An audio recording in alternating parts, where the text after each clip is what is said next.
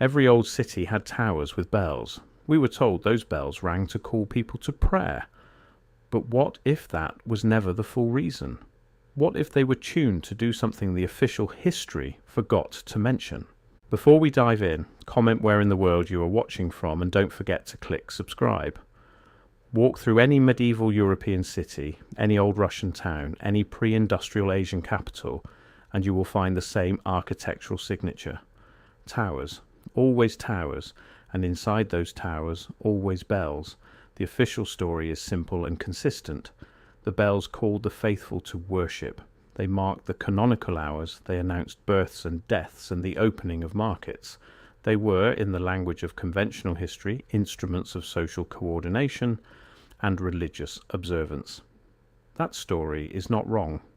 It is just incomplete in a way that becomes harder to ignore the more closely you examine the physical evidence of how those bells were actually made, where they were placed, how many of them existed simultaneously in a single city, and what the people who built them wrote about their purpose in documents that have been largely ignored by mainstream scholarship. The Tartaria hypothesis, which has been circulating with increasing seriousness outside of academic institutions for the past decade, proposes that the civilization conventionally described as medieval Europe, Tsarist Russia, and the broader pre-industrial world was built on the ruins of a far more sophisticated predecessor culture. A global civilization with advanced knowledge of materials, energy, architecture, and acoustic science. A civilization that understood things about the relationship between sound, frequency, and the human body that our current scientific mainstream has only begun to rediscover in the last 50 years. And a civilization whose most visible surviving technology was not its cathedrals or its palaces, but its bells. To understand why the Tartaria interpretation of church bells carries weight, you first need to understand what a bell actually does when it rings, not in the casual sense of making a loud noise, but in the precise physical sense of what happens to the air and to everybody within range of that sound. A ringing bell does not produce a single frequency. It produces what acousticians call a complex tone, a structured cluster of overlapping frequencies called partials or overtones that occur simultaneously and interact with one another. In a well-cast bell, these partials are in specific harmonic relationships. The fundamental note, which is the lowest and most audible frequency, is accompanied by the hum tone, an octave below the fundamental. Above it sit the tierce, the quint, the nominal, and higher partials, each at a mathematically defined interval from the fundamental. A skilled bell founder does not simply pour bronze and hope for the best. The profile of the bell, the precise curve of its walls from crown to lip, the thickness at different points, determines which partials are produced and at what relative amplitude. This is not simple craftsmanship. The mathematics underlying the design of a harmonically correct bell are sophisticated enough that European bell founders kept their tuning methods as closely guarded trade secrets for centuries. The knowledge was passed orally from master to apprentice, rarely written down, and treated with a reverence that went well beyond ordinary craft pride. This protective secrecy around what is supposedly just a method for making a religious instrument is itself suggestive. You do not guard a technology like a state secret unless you understand it to be genuinely powerful. What those frequencies do to living tissue is where the story becomes most significant. Low-frequency sound waves, particularly in the range produced by large bells, cause measurable physiological responses in the human body. They affect heart rate, they influence respiration, they can shift brainwave states from active beta frequencies to the slower alpha and theta, frequencies associated with relaxation, meditation, and accelerated healing. These effects are not theoretical. They are documented in peer-reviewed research on low-frequency sound therapy, on infrasound effects, and on the use of singing bowls and tuned metal instruments in therapeutic contexts. Sound at specific frequencies causes physical change in living systems. This is established science. The composition of historical bells is not what you would expect if their purpose were purely to make a loud, impressive sound. Bronze, the standard bell metal, is an alloy of copper and tin. Most decorative or functional bronze work uses alloy ratios in the range of 80 to 90% copper, but historical bell metal is almost universally cast at approximately 78% copper and 22% tin, a ratio that produces an alloy harder, more brittle, and significantly more expensive than ordinary bronze. This specific ratio is not the loudest possible formula. It is not the most durable. It is, however, the formula that produces the most complex and precisely structured partial tone profile. Bell founders across completely different cultures and centuries, with no documented contact with one another, independently arrived at the same alloy ratio.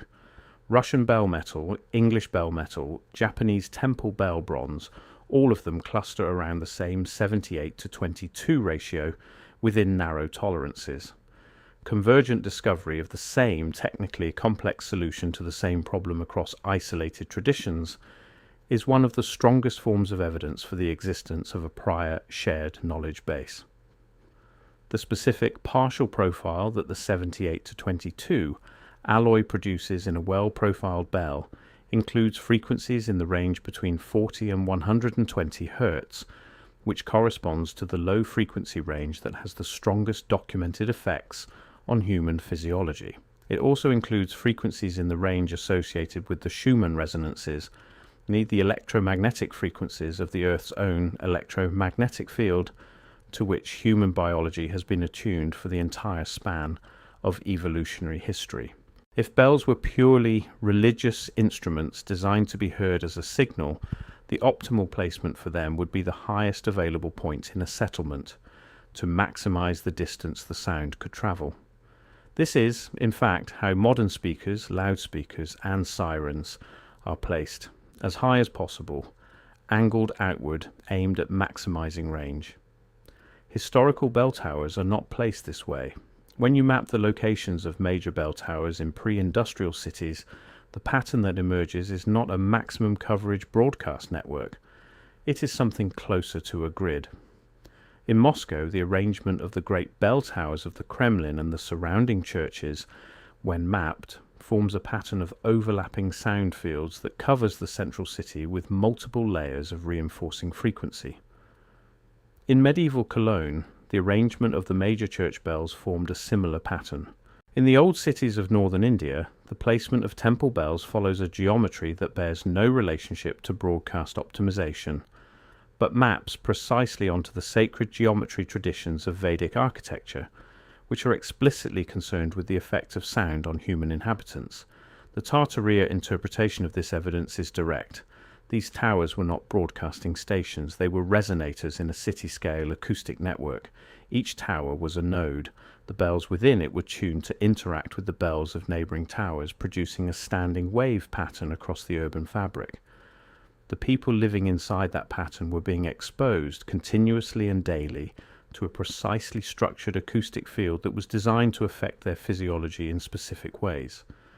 This is not science fiction. City-scale acoustic design exists in modern architecture, where urban planners and acoustic engineers work to manage the frequency environment of public spaces. The difference is that modern acoustic urban design aims primarily at noise reduction. Russia had, by the early 20th century, the largest and most sophisticated tradition of large bell casting in the world. The great bells of the Moscow Kremlin, the bells of the Novgorod churches, the bells of the great monasteries of the north, represented an accumulated tradition of bell founding extending back over 800 years.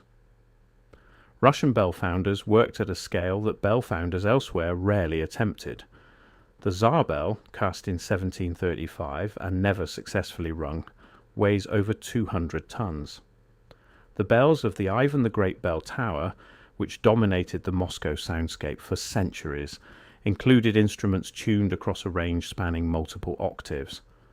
This tradition was not merely impressive by scale, it was distinctive in its theoretical foundations. Russian bell founders, unlike their Western European counterparts, did not tune their bells to a tempered musical scale. They tuned them to the natural harmonic series, the sequence of frequencies that appears in nature. in the vibration of strings and columns of air, in the resonance of physical objects. The natural harmonic series is not the equal temperament scale used in modern Western music. It is slightly different at every interval, and those differences are acoustically significant. A natural harmonic series tuning produces a frequency environment that biological systems recognize and respond to in ways that tempered tuning does not. Then, between 1929 and 1930, the Soviet government conducted what was officially described as an anti-religious campaign. In practice, it included the systematic destruction of bells across the entire Soviet Union. In Moscow alone, over 2,000 bells were taken down and melted. The great bells of the Kremlin, which had rung continuously for centuries, were removed and destroyed. The stated reason was that the metal was needed for industrialization. But the scale and systematic thoroughness of the destruction, the fact that it prioritized bells over almost every other form of church property, suggests that whoever ordered it understood that the bells were not simply religious symbols, they were infrastructure. Every major pre-industrial civilization developed large tuned bell instruments and placed them in towers at the centers of their cities and sacred complexes.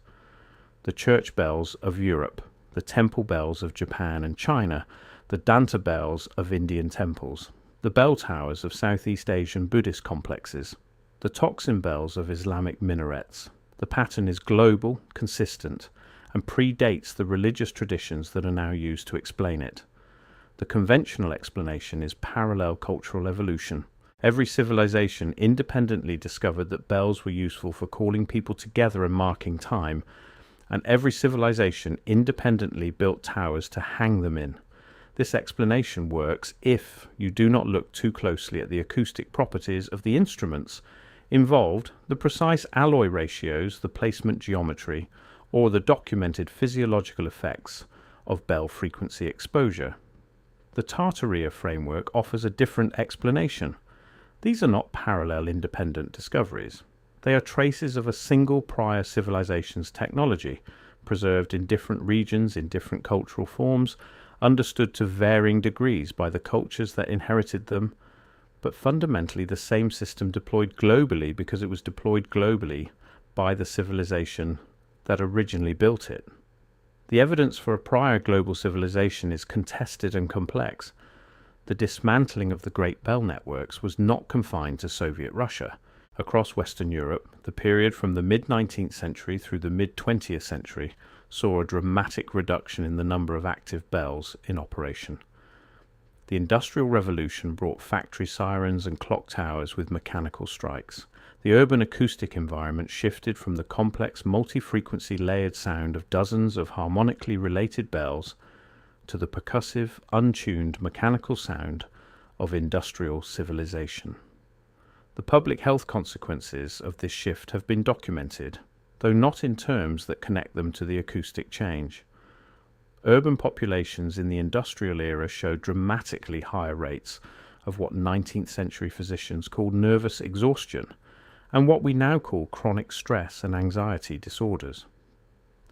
The rise of these conditions in industrial cities has been attributed to overwork, poverty, pollution, and social disruption, all of which were real. But the simultaneous removal of the frequency environment that had been an uninterrupted feature of urban life for centuries is never mentioned in the epidemiological literature. The Tartaria interpretation holds that this is not coincidence. The bells were not decorative. Their removal was not neutral. The bells rang every day in every city of the old world, and the people who built them left evidence they understood exactly what they were doing. Whether that knowledge belonged to Tartaria or to a science buried with its builders, the silence that replaced those bells was never neutral. Something real and deliberate stopped the day they stopped ringing.